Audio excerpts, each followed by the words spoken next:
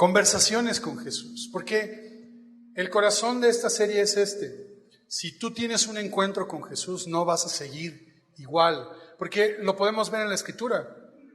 Los evangelios nos cuentan historias de personas que se encontraron con Jesús. Unos creyeron, otros no creyeron, pero aún así, la vida de esas personas no siguió siendo igual. Claro, que lo que nosotros queremos y deseamos es que tú creas, creer en Jesús. Así que eso es lo que estamos haciendo y sobre todo porque necesitamos recordar algo que se nos olvida muy a menudo, y es que el cristianismo no se trata de cosas que hacemos. El cristianismo no se trata solo de venir a la iglesia. El cristianismo no se trata de orar y leer, que sí, oramos, buscamos a Dios, leemos la Biblia. Que el cristianismo no es nada más hacer cosas, sino es creer en una persona. No es solo una creencia, no es una idea. Jesús es una persona. Y entonces yo necesito a esa persona todos los días de mi vida.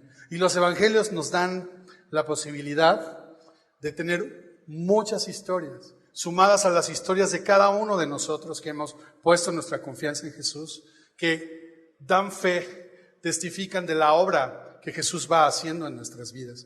Así que hoy vamos a ver un encuentro, porque más que una conversación es un encuentro. Mateo 9:9. Voy a leer este versículo, hacemos una oración y continuamos. Mateo 9:9. Dice así: pasando Jesús de ahí, vio a un hombre llamado Mateo que estaba sentado al banco de los tributos públicos y le dijo: sígueme. Y se levantó y le siguió. Vamos a orar. Señor, nos ponemos delante de ti, creyendo firmemente, Señor, que tu palabra es la verdad y creyendo, Señor, que necesitamos tu palabra, que necesitamos tu verdad. Háblanos el día de hoy, Señor. Muévenos, inspíranos a responder de la misma manera que respondió Mateo, Señor, a responder al llamado, a la voz, a ese encuentro que tú tienes con nosotros, Señor. En el nombre de Jesús, amén. Pasando de ahí, y fíjate qué interesante que Jesús y este relato se desarrolla en una región que está al norte de Jerusalén, en la región llamada de Galilea. Galilea es una región que está al norte y está caracterizada porque en medio hay un mar, le llaman el mar de Galilea, pero en realidad es un gran lago. Jesús creció en esa zona, pero Jesús dedicó una gran parte de su ministerio a estar ahí en esa zona. Así que los capítulos 7 en adelante, 7, 8, 9 del Evangelio de Mateo, nos cuentan cosas que pasaron, encuentros de Jesús en toda esa región. Así que Jesús va pasando por ahí, y es interesante porque se encuentra con un personaje que se llama Mateo, y ese personaje se dedicaba a algo que no nos gusta. Hace rato lo dije y espero que hoy aquí ya no, porque me metí en problemas, pero hay un funcionario del SAT aquí. ¿Habrá un funcionario del SAT? Hace rato tuve que invitarlo, te invito a desayunar aquí. Pero si hubiera aquí un funcionario del SAT de impuestos, hermano, pásale por acá, hermano, una coquita fría aquí, por favor. Le echamos aire, ¿no? Porque no nos vaya a mandar una revisión, ¿verdad? Bueno, así como aquí, en aquel tiempo, entenderás que un cobrador los cobradores, no, ¿verdad? Pero de impuestos, no creo que sean finísimas personas en aquel tiempo. Los de ahora sí. Bueno, nadie espera un día que toquen a tu puerta y diga: buenos días, soy el cobrador de impuestos. Y tú, pásale, mire, unos frijolitos, mire. Nadie espera eso. Es más, no quisiéramos nunca tener. Son odiados, repudiados, son considerados lo peor. Pero Jesús pasa ahí y ve a este hombre. ¿Por qué estaba ahí Mateo? ¿Qué hacía ahí? Bueno, como te decía, regresando a lo geográfico, esa zona es una zona interesante porque es un cruce de caminos. Es un cruce de camino, entonces la gente que de Asia va a Europa, pues pasa por ahí. La gente que de Europa a Asia tiene que cruzar por ahí. La gente que va hacia África o de África va hacia Asia o hacia Europa tiene que pasar por ahí. Entonces es un cruce de caminos, hay fronteras ahí, y entonces es el lugar ideal pues, para poner a un cobrador de impuestos, ¿no? Entonces, pues ahí está Mateo.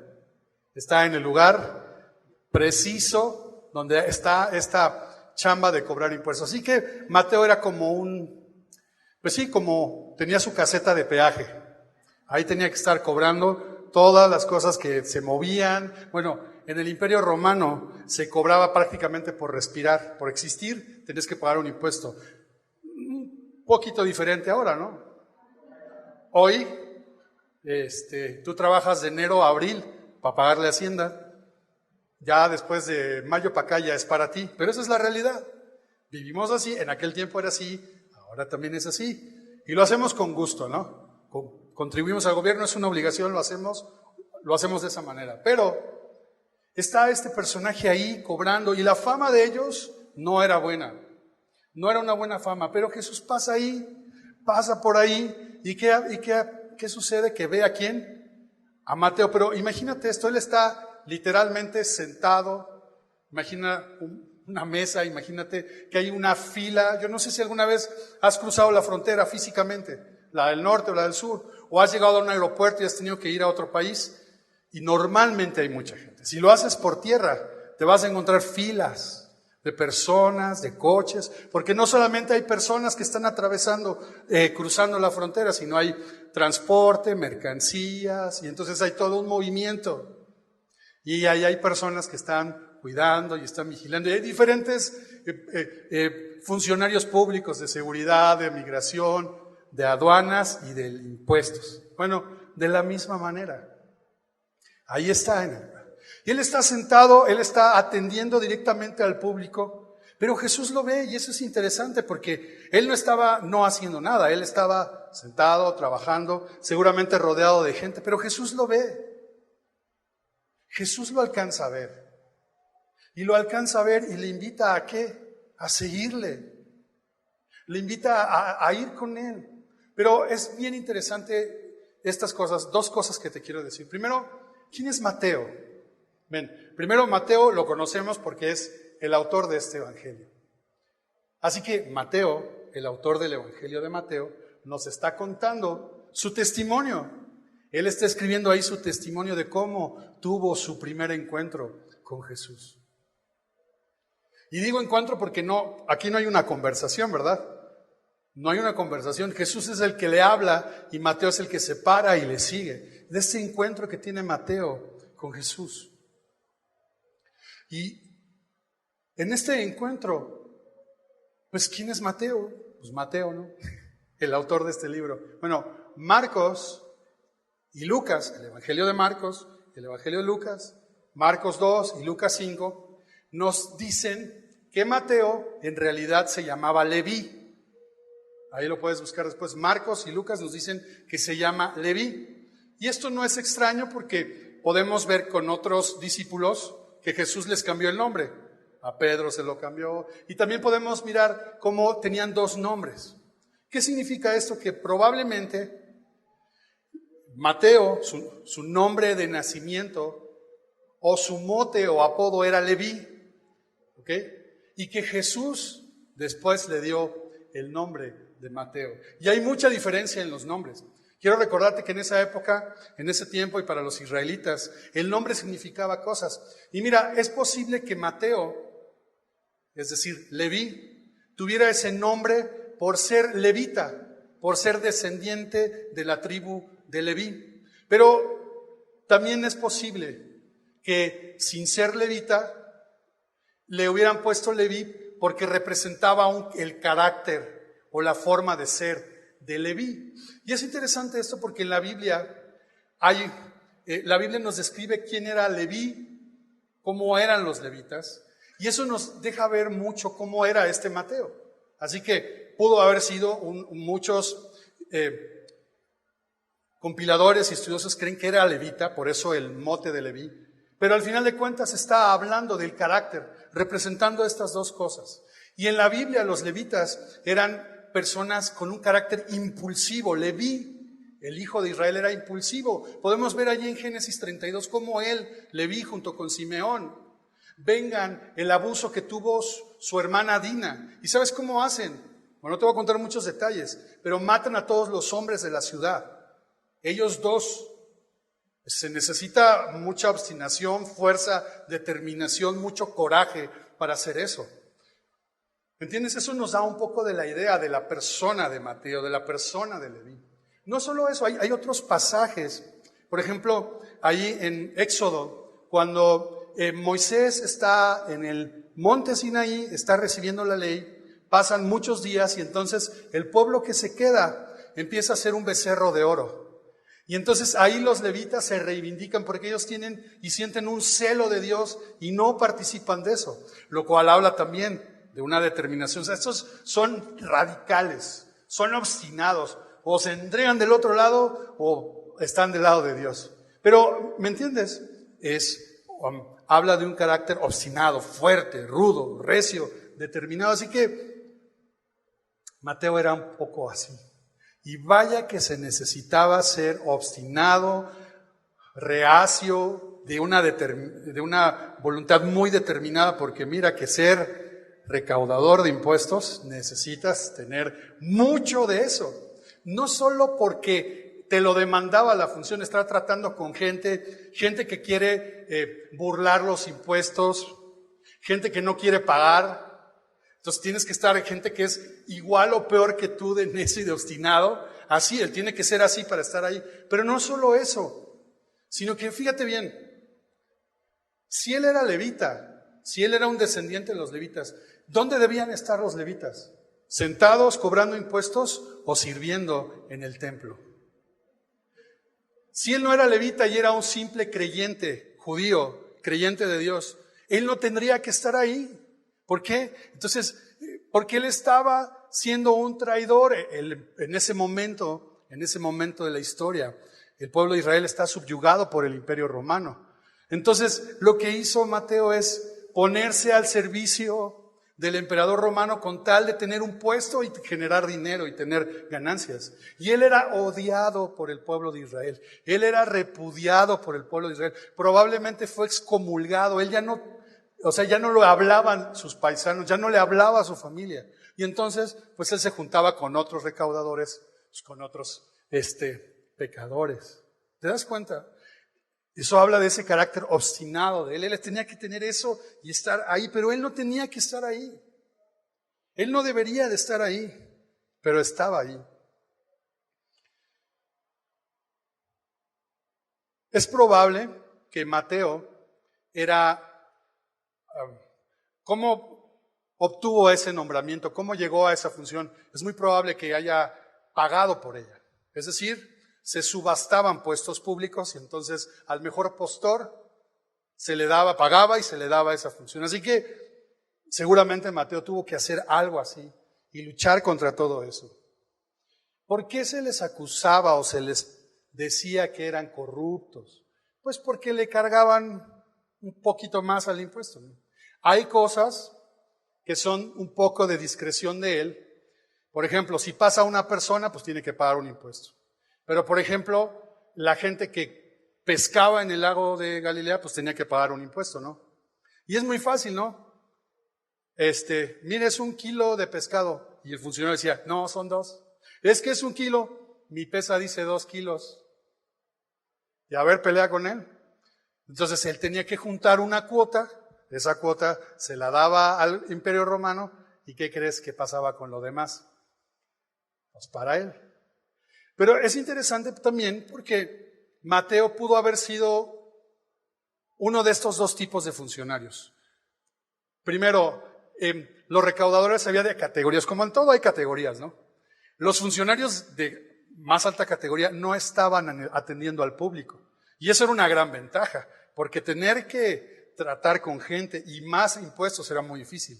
Entonces, es muy probable que Mateo fuera como un funcionario de menor rango o que tenía poco tiempo en la función, porque él sí estaba sentado en el banco de los tributos cobrando el dinero y eso pues tiene su costo. Déjame decirte otra cosa que yo pienso. O Mateo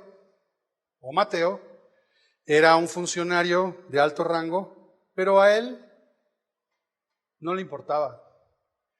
Es más, con tal de no pagar comisión a los otros recaudadores, mira, es todo para mí, mejor, ¿no? ¿Para qué contrato? Entonces eso habla de alguien que está buscando solamente el dinero y está buscando lo suyo y está buscando su felicidad, pero él es un creyente, él cree en Dios y el propio evangelio de Mateo nos hace ver que Mateo era un conocedor del Antiguo Testamento. No hay otro evangelio que contenga tantas citas, tantas referencias al Antiguo Testamento como lo hizo Mateo. Así que Mateo es un conocedor de Dios, es un conocedor de la ley. Mateo sabe que había de venir el Mesías. Así que cuando Jesús pasa por ahí, lo mira y le dice, sígueme. ¿Qué hace Mateo? Se levanta y le sigue. Y esto es maravilloso porque yo siempre me pregunto, ¿cómo le hizo? ¿Cómo le hizo? Lucas 5 nos hace ver que dejó todo al instante. Es decir, no dijo, a ver, Señor, espérame, déjame hacer el corte de caja. Déjame hacer cuentas, ¿no? No. Abandonó el puesto, la función con todo y la lana que tenía ahí. Lo abandonó y nunca más volvió. ¿Se llama determinación o no? ¿Por qué Mateo pudo levantarse? ¿Por qué Mateo pudo dejarlo todo? ¿Por qué Mateo siguió a Jesús y no volvió atrás? ¿Y por qué a veces yo no puedo responder de esa manera? ¿Por qué no puedo? ¿Por qué no puedo dejarlo todo? ¿Por qué no puedo responder al llamado de Jesús de esta manera? ¿Por qué no puedo? Es que no hay una explicación.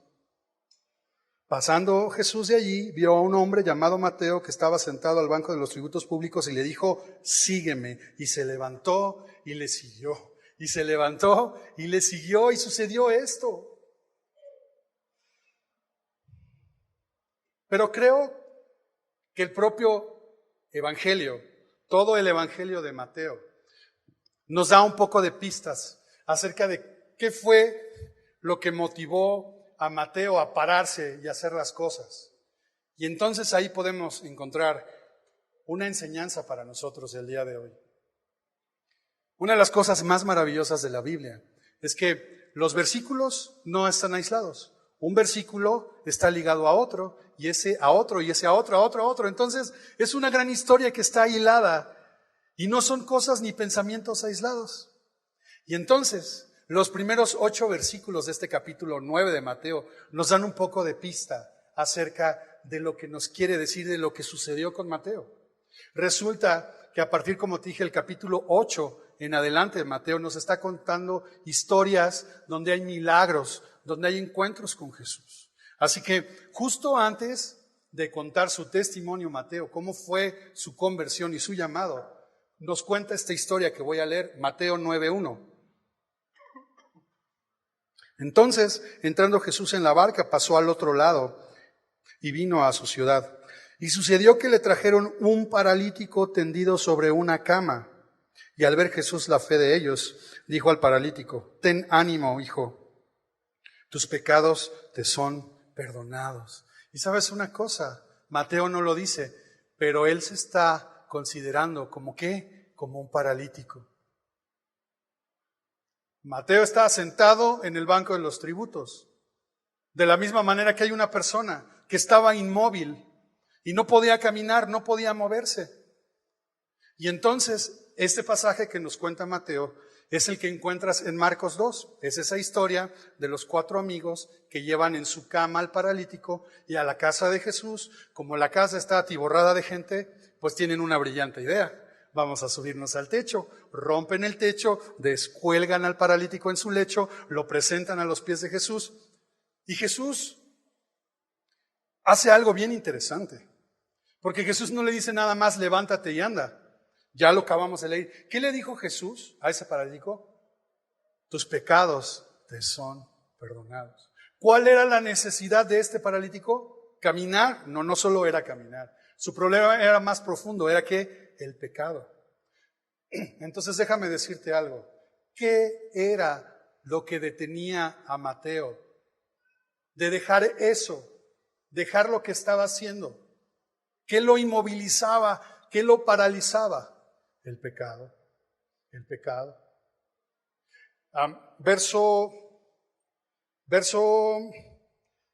5, Mateo 9, Jesús les dice, ¿qué es más fácil decir, los pecados te son perdonados, o decir, levántate y anda? Pues para que sepáis que el Hijo del Hombre tiene potestad en la tierra. Jesús solamente puede perdonar los pecados. Y más importante que este hombre caminara era que recibiera el perdón de sus pecados, de la misma manera que Mateo no podía moverse de ahí. Yo quiero que pienses por un momento, si Mateo no había querido antes pararse de ese banco. Yo creo que sí, pero no podía. No podía, ¿por qué? Porque su problema era el pecado. ¿Y cuántas veces tú y yo nos sentimos inmóviles, paralizados, que no podemos avanzar en nuestra vida? Y quieres saber la razón, es por nuestro pecado. Mateo era israelita, Mateo era un creyente de Dios, era un conocedor de la ley de Dios, pero al mismo tiempo era un renegado, repudiado, odiado, separado, en búsqueda de lo material, estaba buscando lo suyo, estaba buscando su felicidad, estaba buscando su seguridad. Y no me malentiendas, no estoy diciendo que entonces no debemos trabajar, significa que él solamente estaba poniendo sus ojos en las cosas materiales, en las cosas que él veía y en las cosas que él creía que le brindaban felicidad.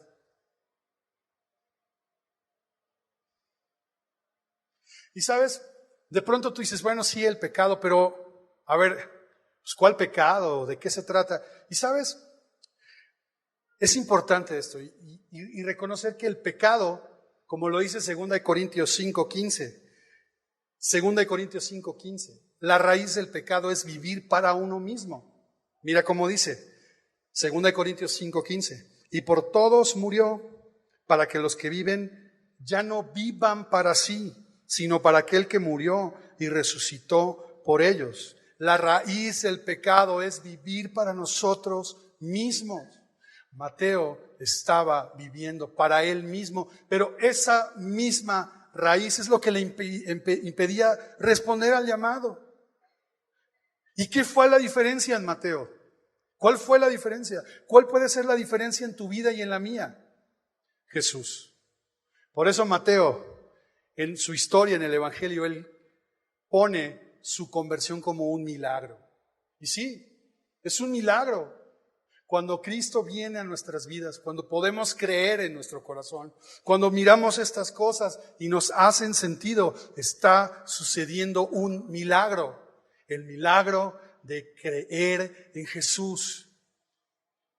Y yo sé que tú sabes todas estas cosas, pero necesitamos recordar que el cristianismo se trata de esto. Se trata de Jesús y que ese milagro que le aconteció a Mateo es el milagro que nos ha sucedido y nos puede suceder a nosotros. Y entonces sí podemos, ¿qué? Levantarnos y seguirlos. Tres síntomas, hay muchos, pero 3 síntomas que podemos observar aquí que nos dicen que estamos viviendo para nosotros mismos. Número 1, la codicia. ¿No estaba ahí Mateo por codicia? Claro que sí. Quería más, y quería más, y quería más, y quería dinero, y quería billete. ¿Sabes? Sí, necesitamos dinero, por supuesto. Hoy en día necesitamos dinero y tenemos cuentas que pagar y tenemos que trabajar por ello. Pero si pensamos que esa es la única manera de encontrar la felicidad y si pensamos que eso es lo único que va a resolver nuestros problemas, estamos en un error. Porque entonces estamos teniendo un pensamiento materialista. Pero déjame ir más allá porque no estoy hablando mal del dinero en lo absoluto. No. Jesús le dedica mucho tiempo a hablar del dinero en los evangelios. Así que es un tema importante porque tú y yo lo necesitamos, pero es un medio, no es un fin. Necesitamos, sí, tenemos que trabajar y necesitamos eso para comprar cosas y para tener lo necesario, por supuesto. Pero si tú pones tu confianza nada más en eso, estamos siendo materialistas y entonces la codicia, el síntoma de la codicia nos está atacando. Déjame decírtelo de esta manera, cuando tú y yo pensamos que además de Jesús, yo necesito una cosa más. Cuando yo estoy pensando que no, nada más orar, nada más buscar a Jesús, no, yo tengo que hacer esto. Cuando yo estoy pensando y añadiéndole cosas a Jesús, entonces también estoy codiciando y también estoy siendo materialista porque Jesús no me basta. Porque entonces no estoy confiando plenamente en Él, ¿me entiendes? Y es exactamente lo mismo que con el dinero. Quiero más y quiero más y quiero más. ¿Y cómo no vamos a querer más si toda la sociedad en la que vivimos estamos en un consumismo no solo de cosas, sino de satisfactores físicos, sino de buscamos más, queremos saber más? Hoy en día tenemos al alcance de nuestra mano más información que nunca antes. Y eso no cambia las vidas de las personas. Y buscamos, y buscamos, y buscamos, y le acomodamos, y el remedio, la oración, el amuleto. Tú dices, no, yo no. Pero es que a veces le hacemos así. Y estamos poniendo nuestra confianza en las cosas. Estamos codiciando más. Y Jesús no nos basta. ¿Y qué me dices del miedo? Literalmente cuando tienes miedo, te quedas paralizado, ¿no? Tienes miedo. ¿Y qué tal si pasa esto? ¿Y qué tal si lo otro? ¿Y qué tal si es? Y tú sabes lo que tienes que hacer. Tú conoces lo que es la voluntad de Dios. Y no puedes, porque tienes miedo. ¿Y si falla? ¿Y si me equivoco? ¿Y si no es? Y estamos pensando todo el tiempo en lo peor. Todo el tiempo. Yo he encontrado que a veces, y no me malentiendas, a veces somos muy pesimistas. Y no es que, todo va a estar bien. No estoy hablando de ese optimismo. Es que siempre esperamos lo peor de las cosas. Y no deberíamos. Cosas malas van a suceder. Vamos a tener pruebas, vamos a enfrentar muchas circunstancias. Pero si de antemano ya somos pesimistas y el miedo no te paraliza. Y por supuesto, codicia, miedo te lleva ¿a qué? Pues a la indecisión. No haces nada. No puedes hacer nada. Y a veces tienes que hacer algo, ya, y estás paralizado. Mateo estaba paralizado, no podía moverse. Por eso, te voy a dar 3 pasos para vencer el miedo. Pues no, soy paralítico. Eso es lo absurdo de la superación personal. 5 pasos para tomar decisiones millonarias. ¿Los quieres? Pues pregúntale a otro. Sí, hay muy buenas ideas, hay muy buenos consejos, muy buenos pasos, pero si tú y yo estamos paralíticos por el pecado, no se puede. Y tú estás buscando ese consejo. 5 pasos para la libertad financiera, 3 pasos para vencer el miedo. ¿Cómo tomar? Sí, y te aseguro que puedes encontrar cosas muy valiosas, puedes encontrar buenos consejos, pero eso no va a quitar nuestra parálisis espiritual. Eso no va a resolver el problema del fondo. ¿Cuál es el problema del fondo? Vivir para nosotros mismos, que se llama pecado. Y tú y yo no lo podemos. No está dentro de ti la capacidad de resolver esto. Está afuera. Está en una persona. Se llama Jesús y necesitamos un milagro. Y para Mateo, su conversión es un milagro. Como para la tuya y para la mía. Yo solamente te puedo decir que tenía 12 años, estaba de vacaciones, mi tía me llevó a una iglesia. Cuando llegamos a esa iglesia, vino hacia mí una muchachita que se llama Lupita y me regaló un Nuevo Testamento así chiquito, azul, de los Gedeones, y me comenzó a hablar de lo que hizo Jesús. Yo tenía 12 años y lo único que vino a mi corazón es: esto es lo que estabas buscando, esto es verdad. Y ya. Y yo no sé por qué. Y desde esa vez no he dejado de creer en Él. No soy perfecto, no he sido perfecto, pero desde ese momento llegó esa convicción. Por eso me identifico tanto con Mateo. Nada. Pero me atrevo a decir que no soy el único que le ha pasado eso. Que llegó una convicción a tu vida de verdad y creíste y la abrazaste y ahora estás aquí. Pero a veces seguimos inmóviles y no nos podemos mover. Es que estamos viviendo para nosotros mismos. ¿Qué necesitamos entonces? ¿Qué necesitas? ¿Qué necesito yo? Reconocer esto. Después de Mateo 9:9, ¿qué sigue? Pues Mateo 9:10, ¿no? Mira, vamos a terminar leyendo esto. Dice, aconteció que estando él sentado a la mesa en la casa.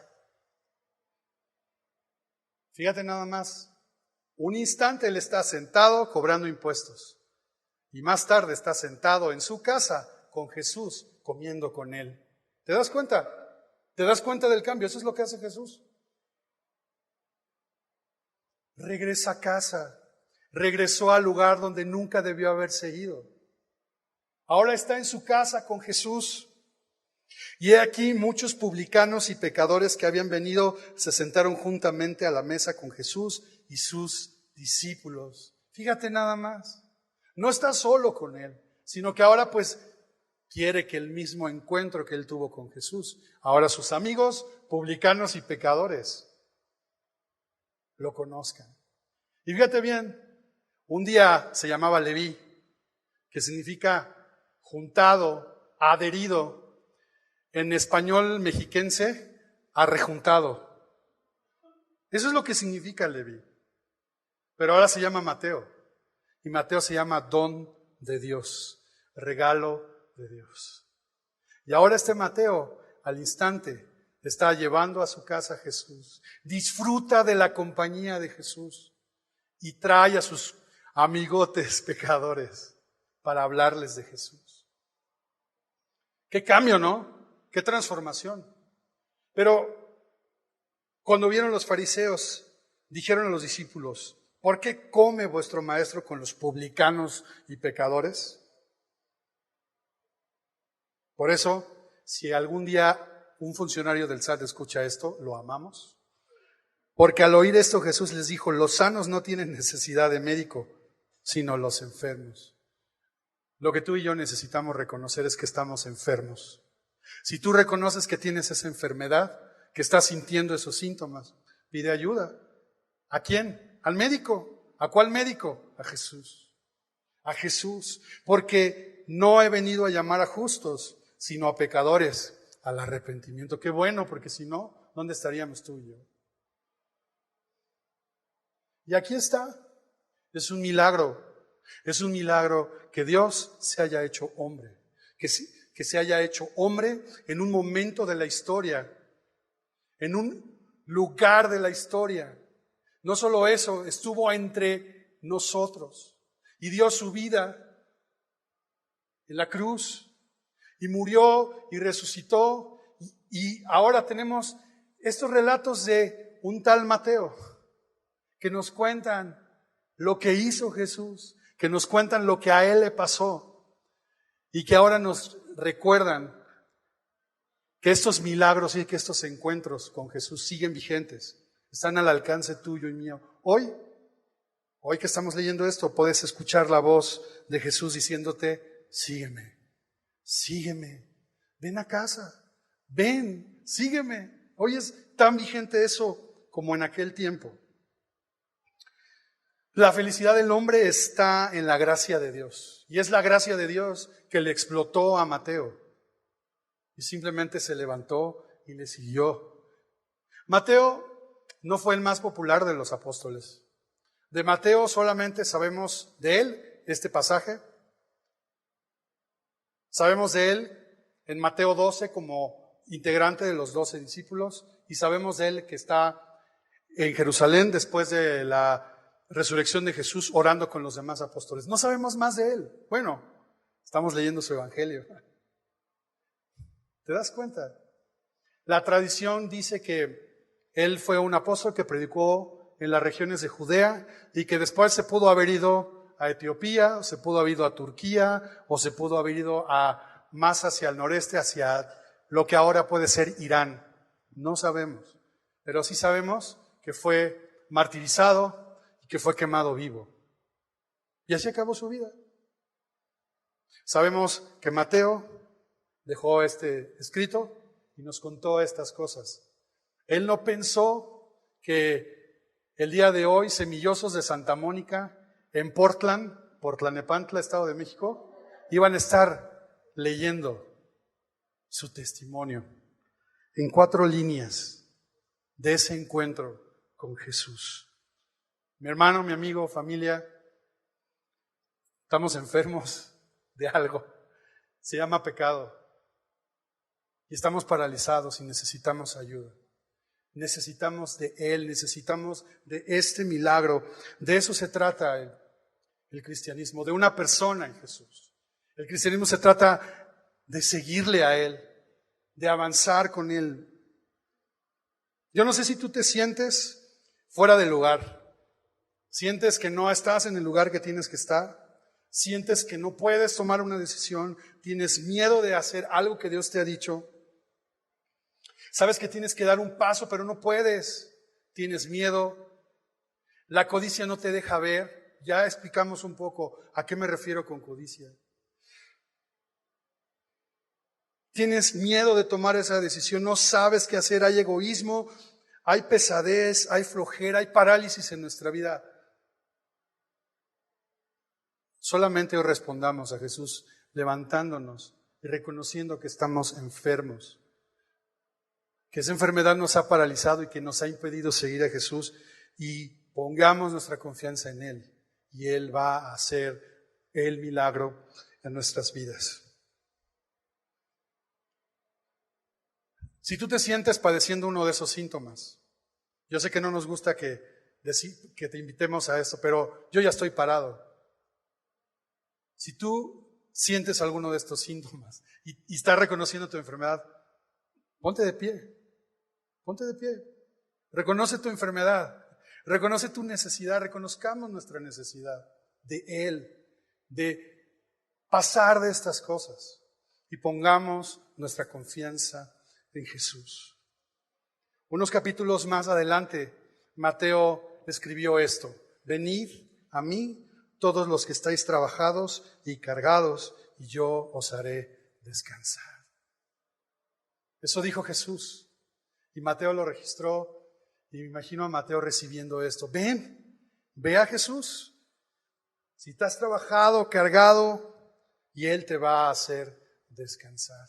Señor, aquí estamos, reconociendo nuestra enfermedad, reconociendo nuestro pecado, reconociendo nuestro miedo, nuestra codicia, nuestra indecisión, reconociendo que estamos paralizados, inmóviles, que no podemos, Señor, pero necesitamos de ti. Y venimos ahora mismo, Señor, depositando nuevamente nuestra confianza en ti, Jesús. Perdónanos, Padre. Perdónanos, Señor. Porque decidimos vivir solamente para nosotros mismos. Pero hoy, Señor, por el milagro de tu palabra, por el milagro de Jesús, podemos movernos, podemos clamar a ti, podemos reconocernos pecadores, podemos clamar a ti y pedir ayuda, Señor. Ven y sálvanos para que hoy podamos, Señor, levantarnos y seguirte. Tú conoces nuestros corazones, conoces nuestra necesidad, Señor. Así que de todo nuestro corazón nos volvemos a ti. De todo nuestro corazón nos acercamos a ti. Porque solamente en ti podemos encontrar descanso, verdad y vida. Solamente en ti, Jesús.